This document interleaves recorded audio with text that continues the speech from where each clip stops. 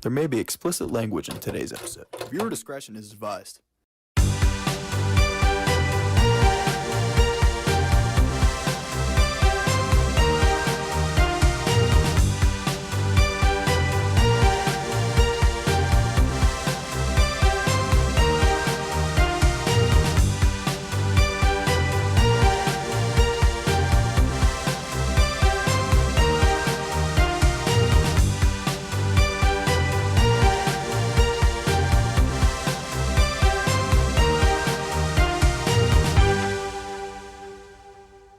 Ladies and gentlemen, welcome back to episode number 146 of Tailgate Talks. This episode, as always, sponsored by DeFrisher Recycling and Junk Removal.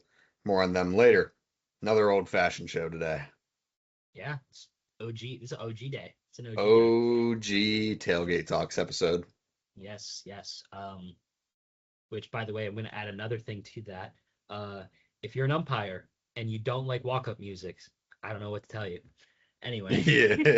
Yeah. Man, do I love crapping on the PIAA when I get the chance to. Oh, me too. If you don't understand what I'm talking about, if you're watching this show, ask probably your sibling or your parent. They know what I'm talking about. I'm going to take this moment while we're talking about Pennsylvania high school sports. I'm going to take a moment to dump on the Whippeal, which I don't think you ever expected. All right, then. The new 5A football realignment for conferences, quite possibly the dumbest thing I've ever seen in my entire life. Interesting. Geographically, it makes no sense whatsoever. You know who's in our conference now, Mike? Oh, Lord. Armstrong. They're out in, like, Kittanning. Why is that a conference team? They're out in Saskatoon. Yeah, like, shout out grown-ups. Oh man, God, imagine if I ever go to Hollywood and my first like movie character was just like a random film or whatever, and they need to say like where I'm from, I'm gonna be like, put me at Saskatoon. Saskatoon. You ladies, huh? Yeah, but yeah, kind of a week off. We figured with March Madness special. We had 2 episodes that week, oddly. Again, mismanagement on my end. Speaking of March Madness. Oh, I'm bad. Finish the story, huh? Finish the story. It looks I am bad. I was just talking to someone about it at work last night, dude. Like this is the worst bracket I've ever done in my entire life. At this rate, dude, like it looks like for the first time in 3 years, I'm finally gonna win something on this show. Yeah, you're smoking it, dude. You had a lot of accurate upset picks and everything. Though Dom and Bryce could, Bryce maybe, but Dom could come back and get me. But I'm pretty much just bouncing on the fact that EJ took Wisconsin to win the Natty for me to not finish in last. But last time I checked, we were tied. So do you need Michigan to win? To not finish last? I guess so, yeah. Yes, even though I yes, took yes. So if Michigan, so it does look like it. So if Michigan loses, then you and EJ double tie, and then you have to write another speech next year. Oh God, I don't even want to know what it's going to be about next time if that's the case. And guess who gets to decide it once again? Oh, because you're Possibly. Yeah, you're winning right now. Possibly.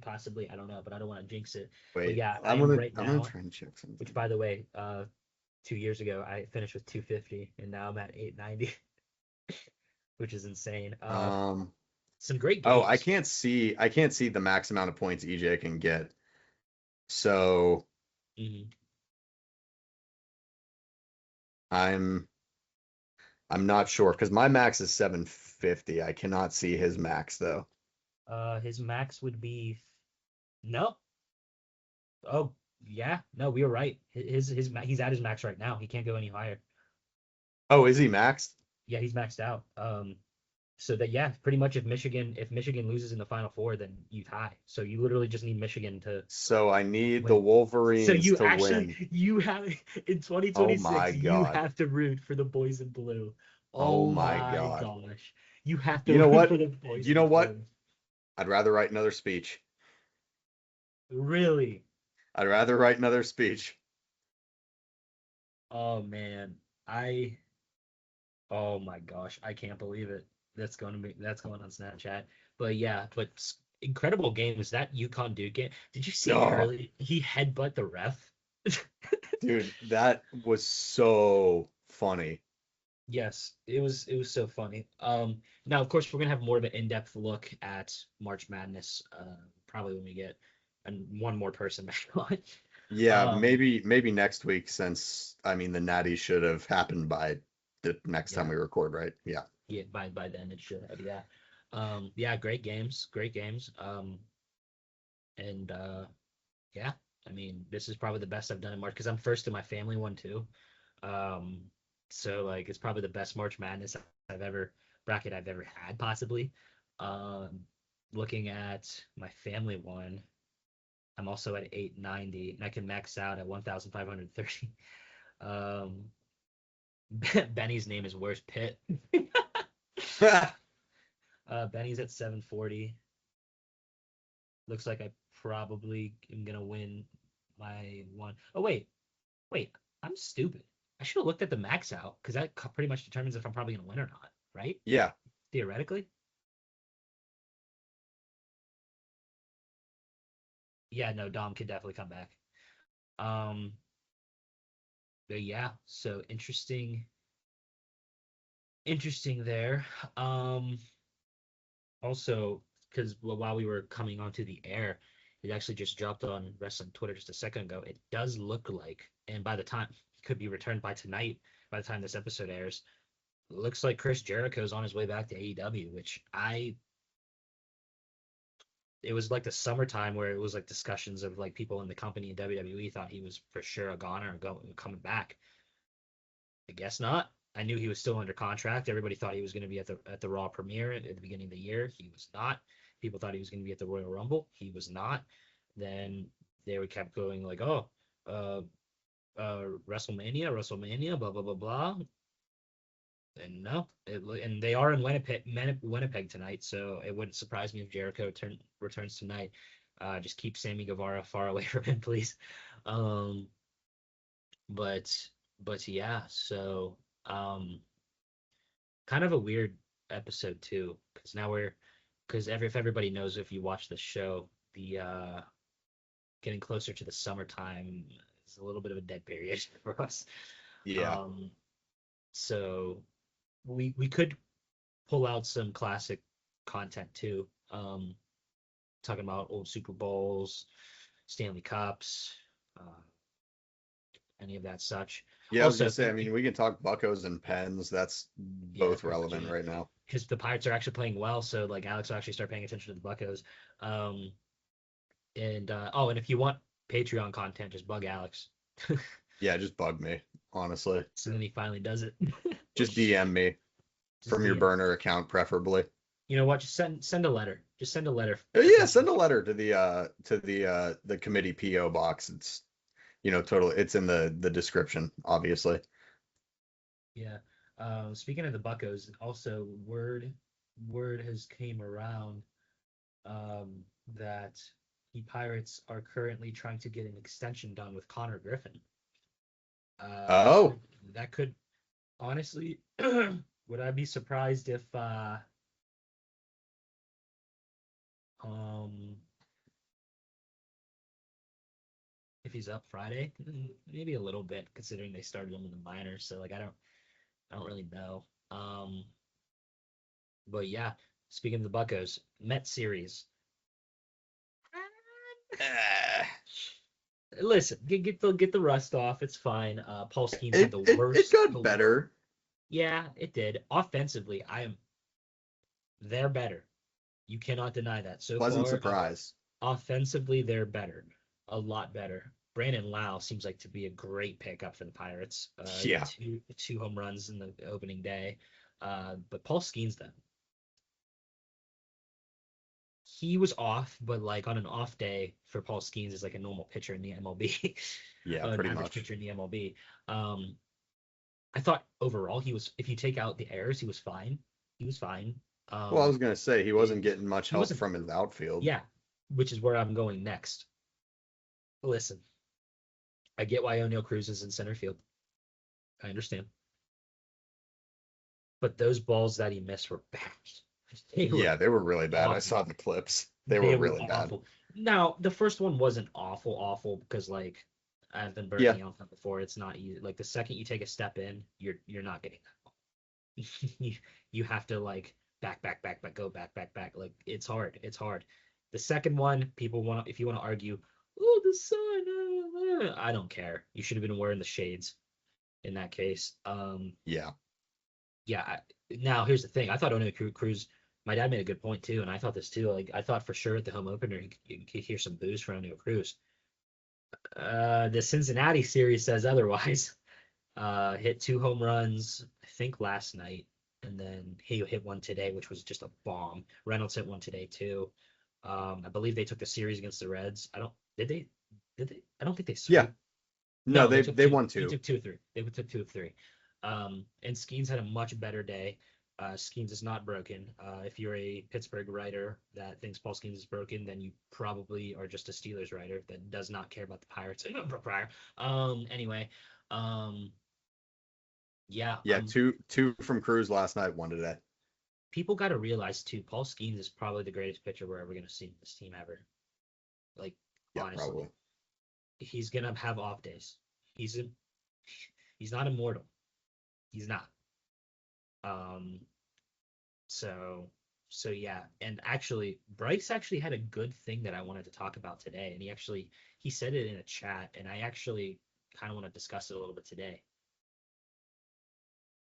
If Henry Davis doesn't figure it out soon, I think it's Yeah, time. let me go back and read what Bryce said again. I think it's time. Considering the fact, and Alex, remember this: Henry Davis was the 1-1 pick, not first round, 20th pick, 30th pick. He was the first overall pick in the first round of the 2021 MLB draft. The 1-1 pick. Yeah, to put it in Bryce's exact words, his swing has not changed and his results are still well below his draft position, which I Yeah. think anyone that watches baseball seriously would agree with. Yeah. Um, and I agree. I think this is incredibly a make or break year for Henry Davis because if he does not figure it out, it's probably time to consider pulling the plug on this experiment. Um, I don't want to. He's a great guy. I think, but again and again, it's a business. You got to be truthful about a lot of your players if they're not playing to their expectations, especially when you're the 1-1 pick. The Yeah. fact that you're the 1-1 pick and you haven't improved, it's not good. It's really not good, and that's very, very concerning. Um, I mean, how many times did and Sawinski wasn't a first 1-1 pick, but how many chances did Jack Sawinski get? So, so, um, oh man, I mean, Henry Davis has time. It's a long season, so the reason why it's 162 games or 63, whatever it is. Um, but like at the same time, though, with how things have gone for him, you might want to try to pick it up here pretty soon. Um, is just the reality of the situation. And again, I like him, but we'll see. In terms of the other pitchers, I believe I think Mitch. Let me look at the stats. While I do that, Alex, actually, what you said was kind of an interesting topic, and I'm trying to remember, and I can't believe I'm blanking on this already. Did we talk about the Whippeal realignment off air, or did we talk about it at the beginning of the show? I can't remember already. I very briefly mentioned it whenever we started. Okay. I'll pull it up right now. Okay, I thought so. That's why I was bringing it. That's why I was bringing it up. Bring up the alignment as I am bringing up the stats for the game so far. Which, by the way, the Fisher recycling and junk removal. um, yeah. Which, by the way, I am getting Mitch Keller at the home opener against Radish. Um, and the next time Skeens is listed to pitch is going to be against the Padres on April 7th. So, um, so yeah. So let's see. Okay. So let's see. So there are 3 conferences in WPIAL 5A, as there has been for a while now. First one is going to be Connellsville, Fox Chapel, Franklin Regional, Gateway, Latrobe, Penn Trafford, and Woodland Hills. That conference overall makes sense geographically. Conference 2 makes 0 sense whatsoever. It is Armstrong, Moon, North Hills, Penn Hills, Pine Richland, and Plum. 0 sense at all. And then Section 3 is Bethel Park, Peters Township, Thomas Jefferson, Trinity, Upper St. Clair, and West A. TJ, Trinity, and West A all sliding up from Quad A, with West A making their return back to 5A after a couple years in Quad A. So that is the new 5A realignment for the next 2 years. It's going to be an awful weird year, weird new conference alignment, and Moon will not be playing any home games this year at Tiger Stadium because the stadium is being renovated and a new $40 million practice facility is being built next to the stadium. Wow. Honestly, I was thinking about this too, because I do plan on eventually having 4 of the players on the Greenville team that were on the district championship team. It's just sports right now. Can't, so I was waiting for them to get back into football so then I can talk to the head coach. Some consider on separate YouTube Patreon content is just talking about high school sports. Yeah, there you go. You get the WPO, I get the 10, and we'll come together. First time in 2 years. Yeah, straight up. On that. Plus, it gives you an excuse to go to Moon football games too. Facts. So yeah. But yeah, as for the Pirates, the opening day, Skeens did not make it out of the first inning. He gave up 4 hits, 5 earned runs, 1 strikeout, 2 walks. Brandon Lau hit a home run in the first inning. We were going crazy in the chat because we were like, "Oh my God, run support, run support!" And then we were just like, "Oh man, that was fun." But yeah, Reynolds was 1 for 4 in this game. Rhino Hearn was 2 for 4. He also, I believe, had a home. Yeah, he had a home run. The Mets are overpowered. The Mets are a good baseball team. I'm not taking anything away from the Mets. I wonder why. Yeah, okay.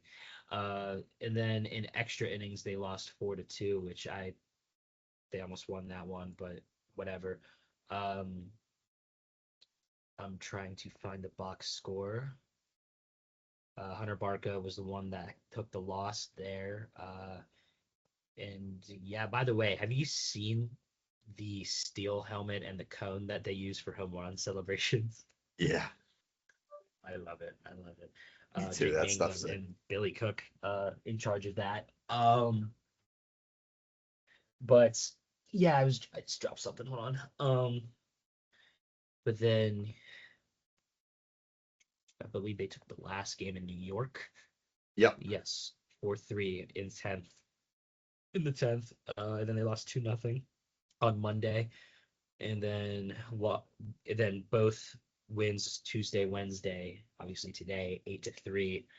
Skeen's getting his first win of the day. And then of course Mitch Keller will be on the mound on Friday. I will be there. You'll be there on Friday. Yep, I'll be there. I'm on the first base line facing home plate. So yeah, if any of you see me, don't talk to me because I hate everybody in Pittsburgh. Anyway, Game starts at 4:12 in the 412. yeah. So yeah, so I think it's probably time for some bills to be paid. Yeah. I forgot these are always quick because it's only the 2 of us. Yeah, all right. All right. This episode of Tailgate Talks, as always, is sponsored by Defrisha Recycling and Junk Removal. Defrisha is a family-run business out of Greenville, PA, that provides services such as vehicle purchasing, scrap metal purchasing, appliance removal, junk removal, garbage services, dumpster rentals, curbside pickups, house garage and building cleanouts, and demolition around the Greenville and Pittsburgh areas. If you or anyone you know are in need of any of these services, check out the links in the description down below. Go to their website or their Facebook page. Get in contact with Defrisha today to see if they provide their services in your area. Thank you, Defrisha, for sponsoring this episode of Tailgate Talks. Penguins, I guess. Sure. Calling it on the fly here. Could go through that, and I'm in the mood for on the fly stuff because Stephen G, my partner, will call in the Greenville games, likes to put me on the spot and interview the head coach of Greenville on the spot. Two, Um, 4, 6, 8. Okay, Yeah. so we'll go through last 10 because I can't remember the last time I talked about the Pens. So last 10, a 4-3 win over Utah on the road, 7-2 win at Colorado, which was huge, 6-5 overtime loss to the Canes on the road, 5-4 shootout win against Winnipeg, 5-1 loss at home to the Canes, meaning we got swept by the Canes this year. 6-2 home loss to the Avalanche in a revenge game, then a gritty 4-3 shootout win against Ottawa on the road, 6-3 home loss to the Stars, ginormous 8-3 win over the Islanders in New York on Monday, and then another massive win last night, 5-1 at home against the Detroit Red Wings. Those past two games, the 8-3 win over the Islanders and the 5-1 victory over the Red Wings, have put us in a solid spot in second place in the Metro with 92 points. The Islanders are trailing behind just by a little bit at 89, with the Blue Jackets right on their tail at 88. Going to need New York to drop a couple here in this final 9-10 game stretch, and let Columbus take that 3 spot while we keep winning and getting hot, because I don't want to play the Islanders in the first round of the playoffs. Couple big things. Sid is back after another 2-game hiatus with another lower body injury. Anthony Mantha has reached 30 goals on the season. He has been a very pleasant surprise, along with Igor Chinikov, who just broke a couple game streak without any points last night. Who else? There's a lot of really surprising names on this team that I'm really surprised with. Chinikov's great. Mantha has been unbelievable. Tommy Novak has been a very nice surprise.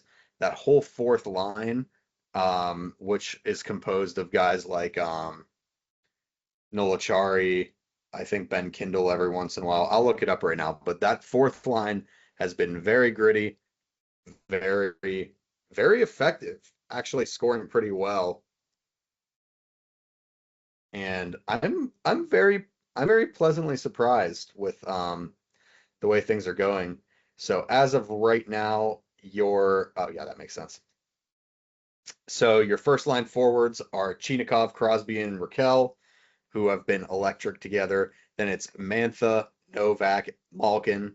Then it's the surprising UDFA, I want to say, Avery Hayes, Ben Kindle, and Justin Brazo. And then that final fourth line is Elmer Soderblom, Connor Dewar, and Nolachari.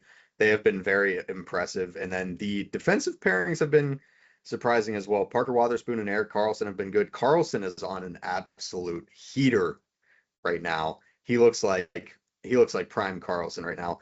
Sam Girard and Chris Letang is not my favorite defensive pairing. They don't seem to work well together. There's been a couple times where they looked a little bit lazy as a pairing together, but they're figuring it out. And then Ryan Shea and Connor Clifton have also been a very surprising unit.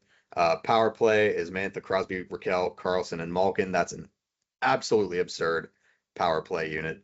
And then that first penalty kill unit is Dewar, Achari, Wotherspoon, and Erik Karlsson.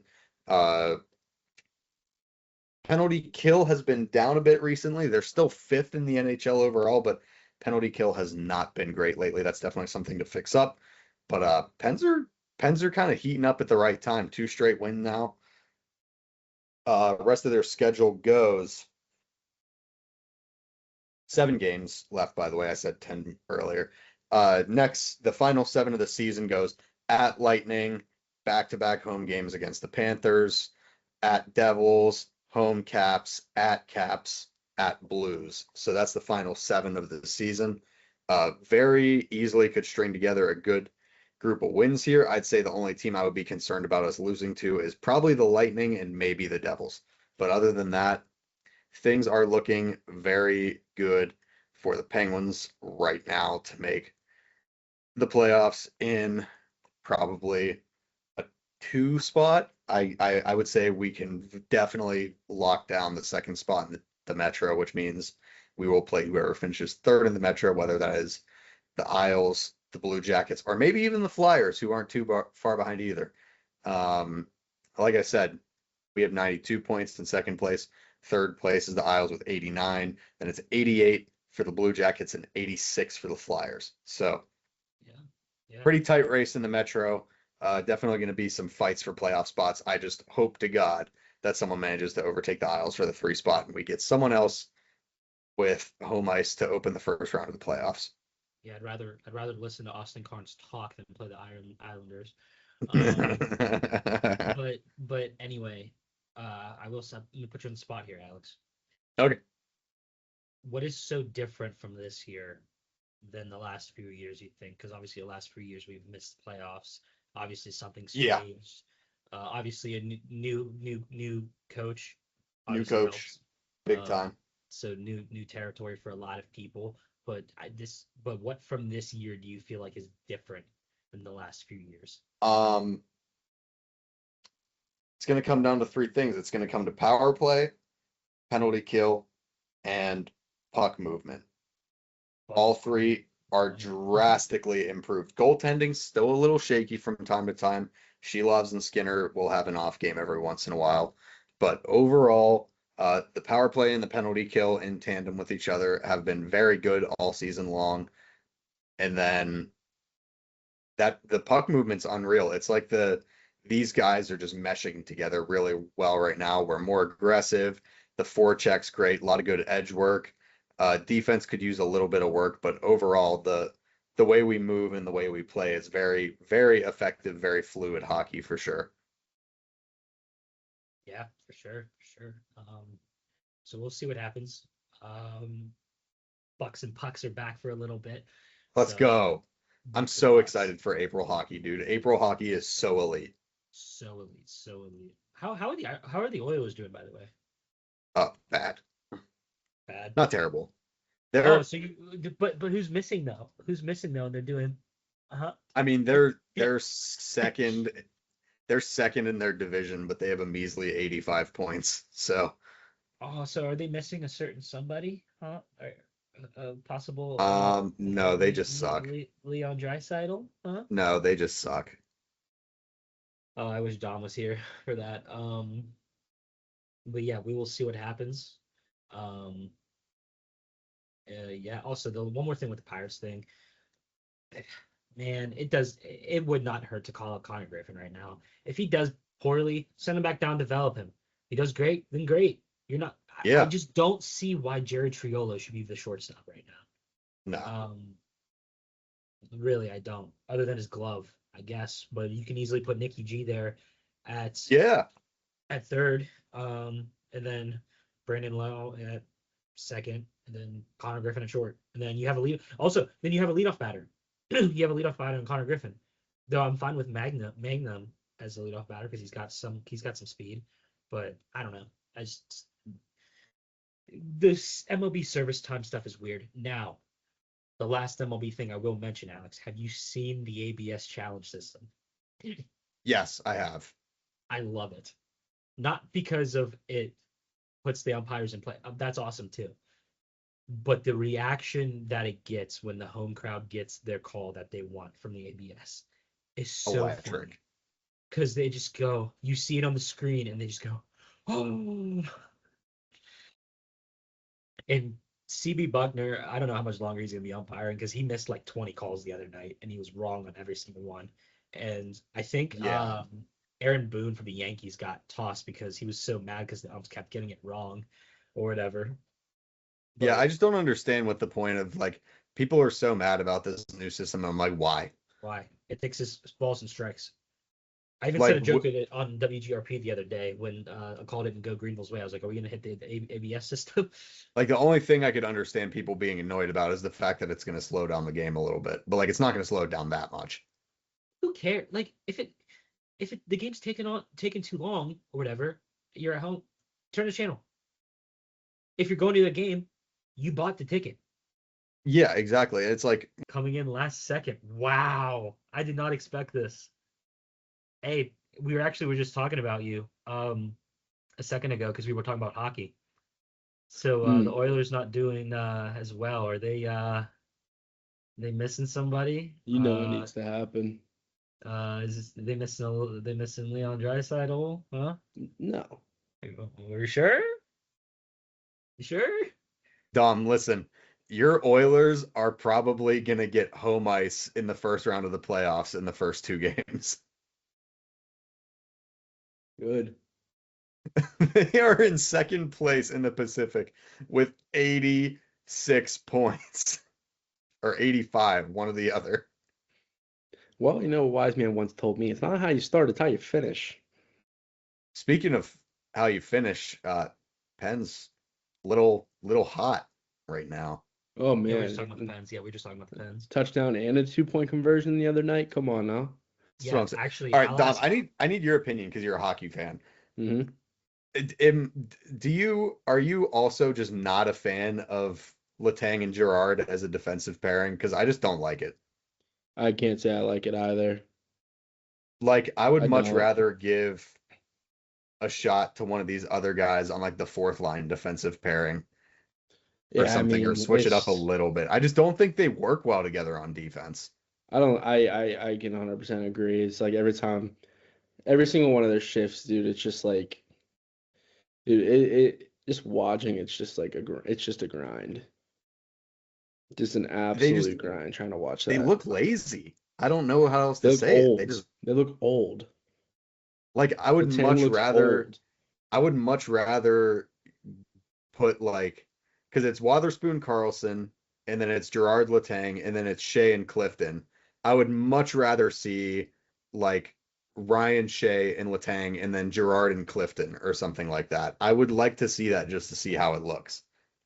Yeah, I definitely don't mind that. I mean, you never know. Maybe they'll make a few switches here before the postseason. But dude, And I mean, all four they forward just lines are look just stupid like, I right mean, they now. just don't look good All four at forward lines are all. just stupid though. Like all I'm of them. hoping this doesn't mean the end of the road for Letang because there was a lot of games I watched a few seasons ago. I want to say I was actually at the game. I can't remember who we were playing, but I was just watching Malkin at that game. I want to say it was like 2020. I want to say it was like 3 years ago, 3 Januaries ago. And I'm just watching Malkin. I'm like, dude, Malkin, like he looks old. Like when he looked like he And was the very next skating through season, molasses. he comes back, turns it around a little bit, and he starts to look better. Who knows?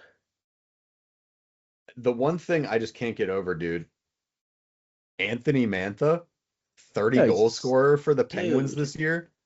he has been awesome. He's been absolutely 30 incredible this goal year. scorer Dom, I'll ask you for the the same first question. time in his career. I'll ask you the same question I asked Alex. From what do you feel? Because Alex already gave his answers and stuff. What do you feel from this Pens team this year has been different compared to the last few years? Obviously, new coach helps, but like obviously new coach, new system, and everything. But what do you think has been different for the Pens this year compared to the last few years as we missed the playoffs the last few years? Mm, I guess honestly, I think it's honestly the bit like the biggest change is being able to win on the road. Yeah, that's The a big Pens one. this year, but they've been incredible on the road this year. And just like and like and also like just getting that extra point when you need to. Like I mean like yeah, there's some games where you just kind of some games where you just gotta they just kind of grind through it and get to overtime, losing overtime, but those points add up. Like they haven't done great in shootouts this year, but like the huge change from this year to compared to the last few is just getting those extra points Stealing a when you point. need it. Yep, Stealing a point. I You go to totally agree. overtime. You go to overtime and lose 20 games. It's 20 extra points on top of whatever you finish at. I mean, that's huge. It's absolutely huge.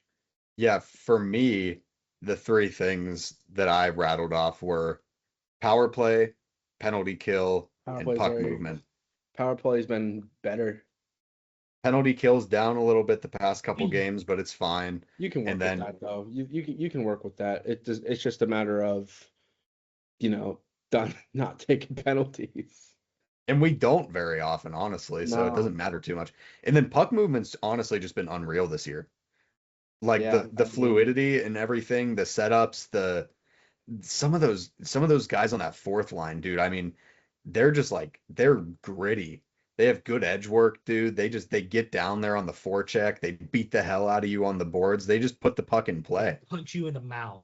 I think I think that really just comes down to them.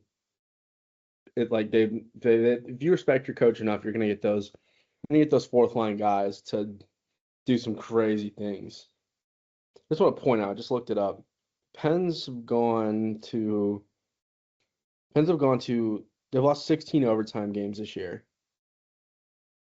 Which, like, yeah, you lose 16 overtime games, but dude, like that's a lot of points. That is a That lot is of a lot points. of That's the points. That's the most overtime losses of all the current Eastern playoff teams. Actually, Yeah. that's the most of all the that's the most of all the teams actually, except the Kings. The Kings have 18. But still, like that extra point, man, like you take half those points out, like we could be we'd be scratching and clawing for a playoff spot right now. Yeah, we'd be like fourth or fifth in the division right now. Yeah, you take 8 points away, we'd sit at 84 points and be we'd be like the seventh, we'd be like a seven seed looking to get in a wild card spot, Yeah. which is huge. Those overtime games, like getting that extra point in overtime is huge. Years past, like last few years, you haven't seen it. Like, dude, like they go down and they go down and they just, oh my God, it's like they would just roll over for them. But I even It's saw it true. against the Islanders the other night. I mean, we're down 3-0, I turned it off. and then we tie the game, and then we go up 2, and we score 8. Like, it's crazy. I'm excited. I'm very excited. I mean, whoever comes out of the Eastern Conference is going to have a hell of a time trying to beat either the Stars or the Avalanche, who I Yeah. think, honestly, they're just locks to win it this year. First President Trophy team to win the cup.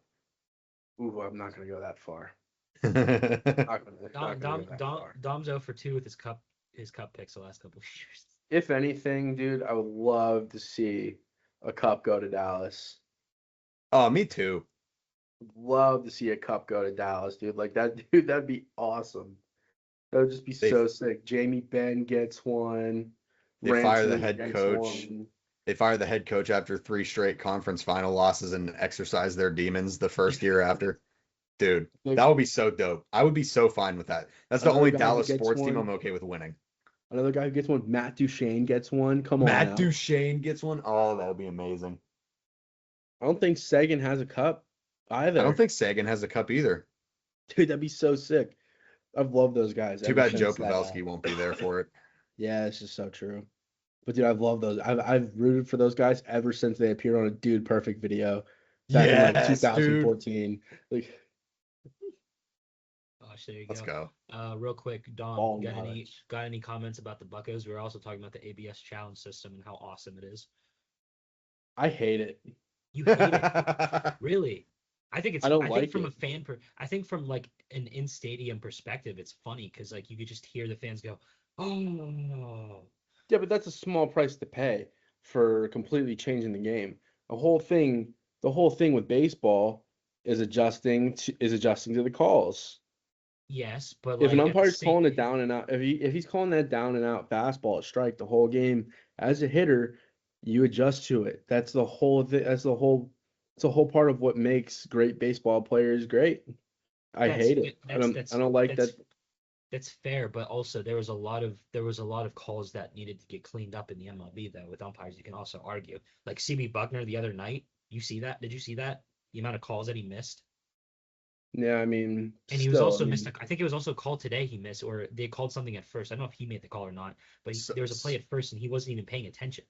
Like he was looking somewhere else. as the that's play was- one thing. Challenging a call at a base is one thing. I don't have any problem with that. But I just don't like the idea that all these guys can get in the box, challenge balls and strikes. I hate it. So Dom, are you worried about an excessive amount of pitches being taken? Yeah. So this is my fix for that, and I think this might end up happening. I'm gonna mark this as a prediction right now. Because as it stands, it can just be used whenever, correct? Like there's no. Pretty much, yeah. So my prediction is that probably next year or the year after, they will revise it to where it's more like an NFL challenge where each team gets a certain amount of times that they can challenge a call. Yeah. That's basically how it is though. They get 2 a game. I Yeah. get Oh, they it. get 2 a game? Yeah, Okay. they get 2. I think So I then think the, I'm I think okay the with only it then. people that can call I think the only people that can call a challenge for the ABS is what? Batter, catcher, pitcher. I think. Yeah, I think so, something like that. Something Okay. like Still, I mean, So it's like that's better than I thought it was right off the bat. Yeah, you can't Off just the like bat. do it like you can't like a just do it whole the whole thing is, I mean, like it just goes back to just adjusting to a strike zone. Like that's how I mean, like that's essentially how the game. That's how the game was played up until 2 years ago. Now, like you can challenge balls and strikes. Like I hate it. I I still think absolutely it hate it. cleans up. I still think it cleans up a lot. Gosh, can you imagine Angel Hernandez dealing with the ABS challenge system? Unfortunately, he is the reason for the system. Yeah, he is. However, in hindsight, I mean, like imagine if it was there for what's his name's perfect game that got sold. Oh yeah, I know who you're talking about. Was it like Armando Galarrago or somebody? I believe that's his name. Yeah, Is that his name? might be.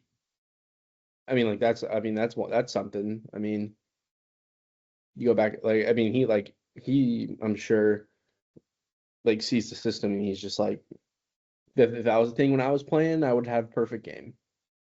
But honestly, I think it works out better. I think it works out better for him. 'Cause I think more people are going to remember that than if he actually threw a perfect game. Yeah. I haven't forgot about it. I feel like a lot of people haven't. No, the Buccos, man. I mean, Buccos are especially good. today Yeah.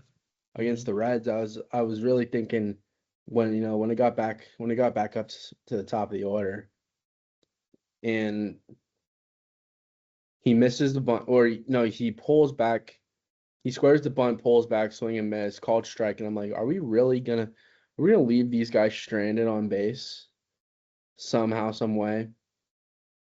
God bless Nick Gonzalez, God bless Brian Reynolds for getting some insurance runs there, because who knows what would have happened. That's why when Reynolds struggles, and I always say this all the time, I still trust the bat in his hands. He's still a very good hitter. I know he's been with the team for 8 years now, which is crazy. I just remember like he just debuted with Cole Tucker just like yesterday. But yeah, I was telling Alex, I was just like, there are a lot. It is so hard, and I get it because it's the Pirates. It is so hard trying to convince somebody that the Pirates are actually better this year. It's so hard. I know it's I early. mean, like just looking at on paper, we look all right. Yeah, obviously When's Connor Griffin getting the call up? I know they're working on an extension with him right now. When's that gonna happen? Because Triolo's been terrible. Oh, he's been bad. I don't understand why you just don't try Connor Griffin, because if he sucks, send him back down, develop him. It's quite I don't literally think he that can be simple. worse than Jared Triolo, dude. Yeah, no. I don't What'd you think he think can about? be. He's terrible. He's been not good. Yeah, no, he hasn't. What do you think about what Bryce said in the chat earlier about this probably should be Henry Davis's last chance to prove it? Because he is the 1-1 pick, not the first round of the 15th pick or 13th. Like he was the 1-1 pick. Well, 2020. you know exactly what's gonna happen. Either he does really good and we sit and we find a way to get rid of him, or he sucks and then we're just stuck with him, Yeah, pretty much. looking for our next guy. All right, fellas, I gotta wrap up. If you guys want to keep going, I'm just gonna dip, but otherwise, I'm gonna wrap this thing up. I got nothing else to say. Yeah, I'm good. I got nothing else to say. I mean, we pretty much Cool. just repeated everything we had to say. So yeah, once again, my last words will be if you want Patreon content, just bug Alex in the content. Just bug Alex. Send me Bug hate Alex. mail. Send hate mail. If you want the merch that Alex is wearing right now, you want us to start selling merch, you can do that as well. Other than that, umpires like walk up songs, please. And Austin Carnes, you suck, you pencil neck nerd. Well, this episode, as always, is sponsored by Defrisha Recycling and Junk Removal. If you or anyone you know are needed their services, check out the links in the description down below. Go to their Facebook page or their website. Get in contact with them. See if they provide their services in your area today. With all that being said, Oh, good night, America. real quick, Tiger Woods. Okay. Good night, America.